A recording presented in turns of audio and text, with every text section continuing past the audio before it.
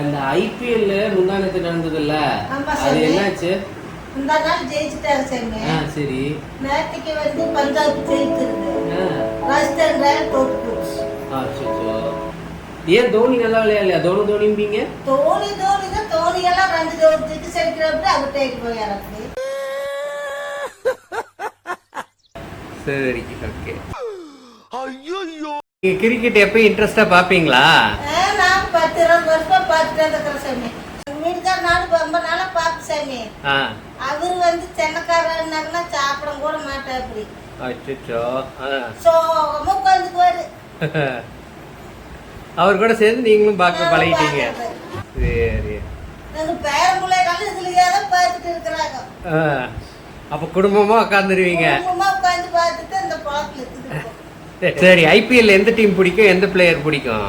சென்னக்காரர் தான் பிடிச்சாங்க. ரொம்ப அவங்க இந்த மாதிரி பண்ணிட்டாங்க, வயசு வச்சுட்டாங்களா இந்த வருஷம். சரி, சென்னையில யாரு, எந்த பிளேயர் உங்களுக்கு பிடிக்கும்? ஜடேஜா பிடிக்கும். ரொம்ப ஜடேஜா பிடிக்குமா?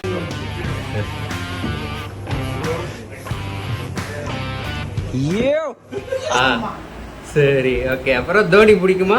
தோனி பிடிச்சாமே, இப்பதான் தோனி அடிக்கவே மாட்டேங்கிறாரு. அச்சோ, சீக்கிரம் அவுட் ஆயிட்டு போயாரு. அதனால